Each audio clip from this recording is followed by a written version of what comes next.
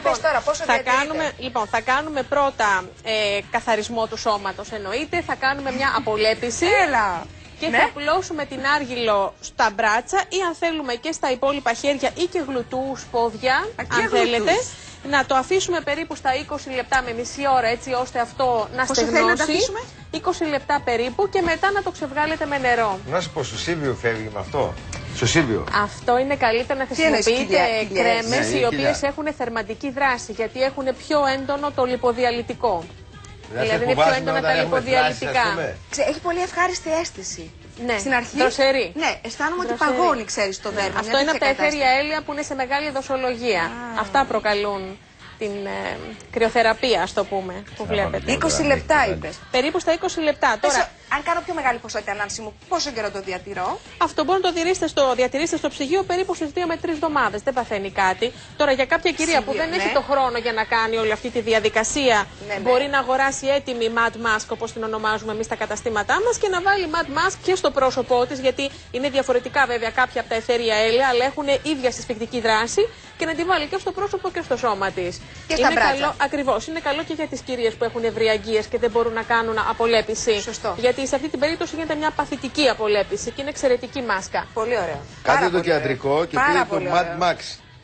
Το αντρικό προϊόν, καταλαβαίνετε. Τώρα, επίσης θα μπορούσατε να ακολουθήσετε μετά από τη μάσκα, να βάλετε το θαύμα της Αφροδίτης, που είναι αντικυταριδικό προϊόν με συσφυκτική δράση. Και λόγω της κρυοθεραπείας. Είναι κρέμα αυτό, είναι ζέλ.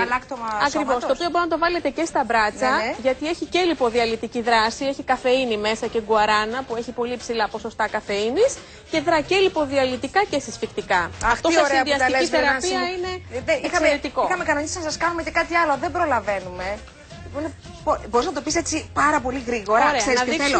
Αυτό για τις κοιλίδες. Για τις κοιλίδες στα χέρια. Α, συγγνώμη. Λοιπόν, να σας δείξω γρήγορα. Θα και τα χέρια και δεν ακούσει. Λοιπόν, γρήγορα θα βάλουμε μία βάση κρέμας. Μπορεί να έχουμε τέτοιο. Δεν παθαίνετε κάτι. Περίπου στα 20 λεπτά, αν θέλετε λιγότερο, τη βάζετε. Λοιπόν, θητική βάση κρέμας. Αυτό μπορούμε να το κάνουμε σε κατσαρολάκι, γιατί πρέπει να ομογενοποιηθούν σωστά τα συστατικά. Θα βάλουμε χυμό από λεμόνι, θα βάλουμε λίγο τώρα. Λογικά βάζετε ένα χυμό, το χυμό ενός λεμονιού. Το λεμόνι, βέβαια, βιταμίνη C, έχει λευκαντική δράση και ενεργοποιεί το κολαγόνο επίσης. Οπότε τα χέρια μαλακώνουν και γίνονται πιο απαλά. Για τις κοιλίδες ακριβώς. Και εδώ θα βάλουμε ασπιρίνη. Ασπιρίνη.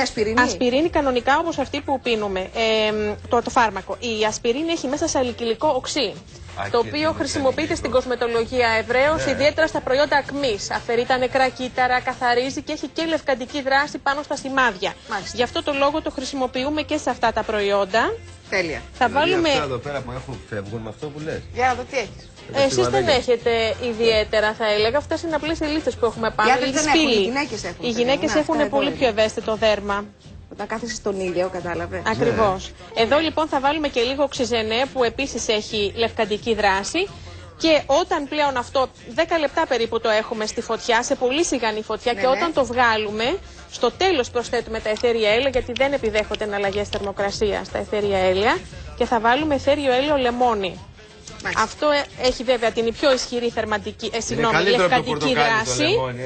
Σε αυτή την περίπτωση, ναι. Μπράβο, ναι.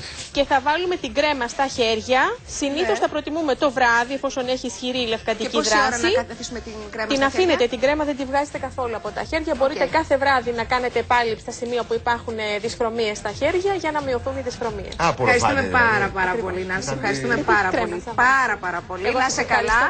Όλα καλά. Ευχαριστώ, να είστε καλά.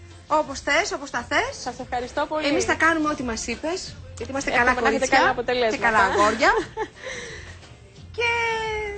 Τι και μωρέ, τι καλό καλοκαίρι, τι να της πω, να μην της πω. Όχι καλό, θα ξαναρθεί, δεν θα ξαναρθεί. Καλά, εντάξει, οκ.